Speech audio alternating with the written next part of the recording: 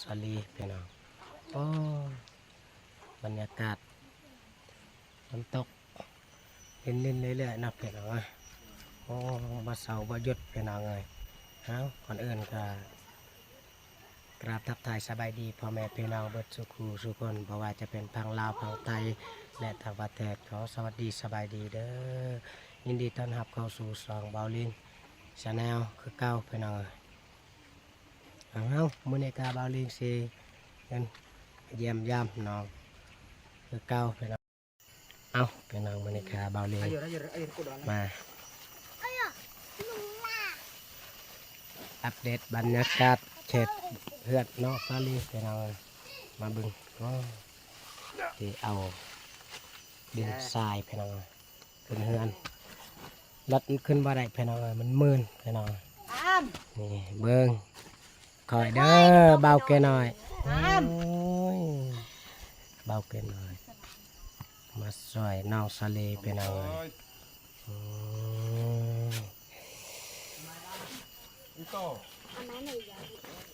มันก็สีก็ดุขนาดเป็นอะไร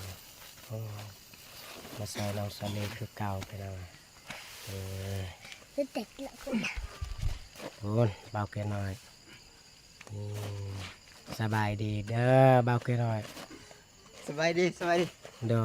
ยจะได้ลายเด้อเบาแค่น้อยที่มาซอยแม่ชาลีกับน้องชาลีกับเขาขับใจได้ลายเด้อแค่นั้นได้มาซอยน้องสาลีป่ะได้อ๋อเย็นน่ะไอ้ลาบุเตะหมาลาบุเตะเดี๋ยวแจกไหลสุดกันนะโอ้นักบ่นักโอ้พี่น้องนักพี่น้องก่อนอื่นก็เบาเลงขอโทษขออภัยเด้ออันใดที่เบาเลงเว้าผิดพลาดก็ขอโทษขออภัย FC ที่ได้ทีมงานมาซอยน้องสาลีคือเก่าพี่น้องเลยโอ้เบาเกินหน่อยใจดีขนาดพี่น้องแบกคอยที่ส่วนจะคือแบกเบาเกินหน่อยมาซอยน้องสาลีครั้งแรกพี่น้องเลยโอ้คอยเด้อมันหนัก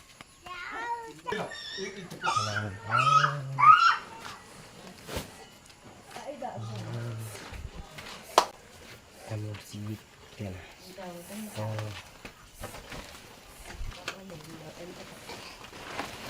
จะทอกปัจจุบันปะโดย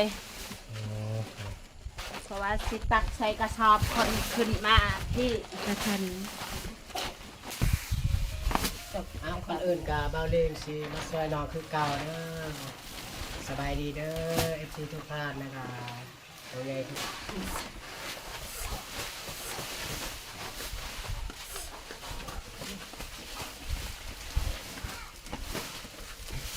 แข็งแรงจริงๆพี่น้องเอ้ย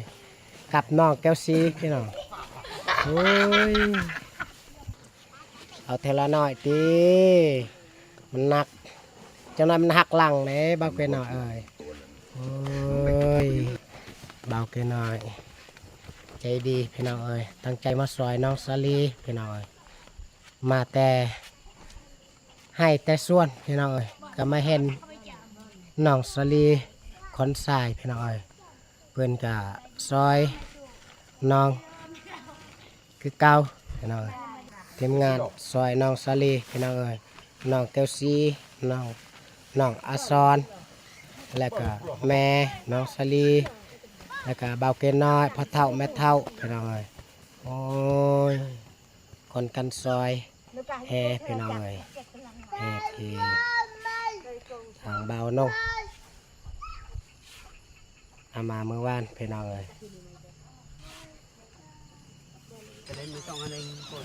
โอ้ยพี่น้องเลยขยันน้องเกลซีบึงตัวเล็กๆก็โอ้ยพี่น้องโอ้ยฟ้าแฝดยืนเบิ้งพี่น้องเลยนี่ทีมงานน้องสาลีพี่น้องเลย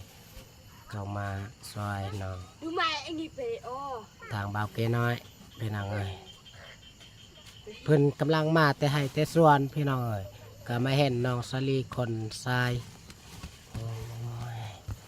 ตอนนี้กาเบาเลงสิลองทำสบายดีเด้อ สบายดี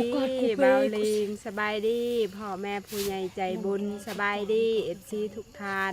หรือว่าในลาวและไทยและต่างประเทศหรือว่าอยู่ในบ้านก็ขอสวัสดีสบายดีเด้อเบิดสุขสุขคนที่ผู้ติดตามสองเบาลิงเด้อ โดยเป็นแหนแต่เสาเนาะยังไง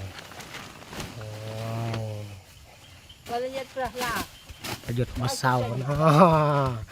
เบิ่งโอ้ยขยันขนาดโอ้ยก็เท่าขนาดโอ้ยเบิ่งขนาดไปเอาเบิ่งเราซาเลสวนแห่ใส่ซอบไปเลย Saya pelayan macam makan di rumah. เอาบอกว่าadaสักอันที่ดอก Saya. Ini tak เบิ่งเบาแกหน่อยขยันขนาด aku tak kau baju. โอ้น้องตัวซีเป็นผู้น้องสาลีเป็นผู้สวนสบายดีเด้อโดย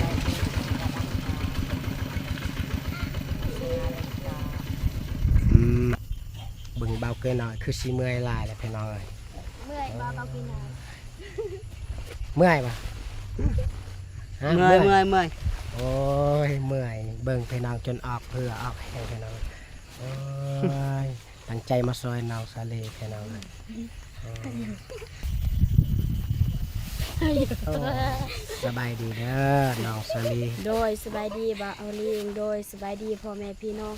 และผู้ใหญ่ใจบุญและผู้ใหญ่ใจบุญและ FC ทุกท่านหรือว่าอยู่พังลาวพังไทยและต่างประเทศและคนอยู่ในบ้าน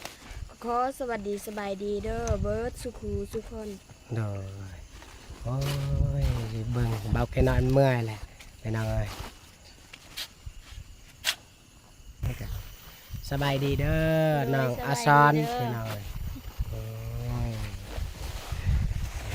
เมื่อยอะ เมื่อย โอ้พี่น้องเอ้ยเมื่อยคือกัน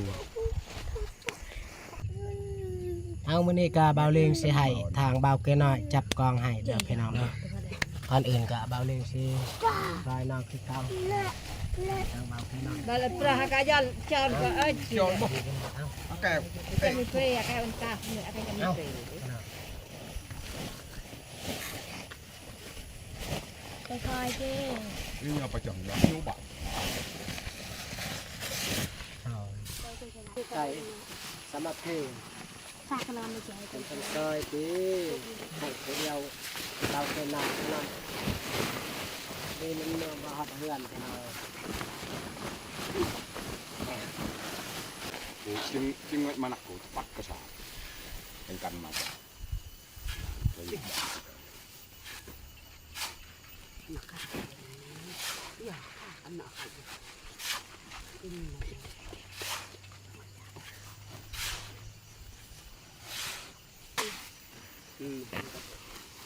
Oh, chỗ nằm.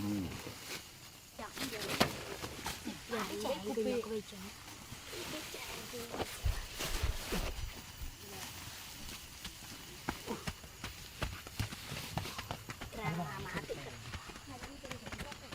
เจ้าเจ้ Manduk baca. Keluar orang tak istiqlal.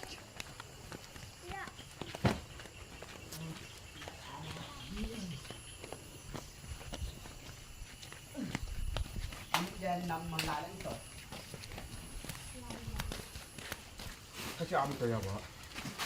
แกล้จะไม่กระหาย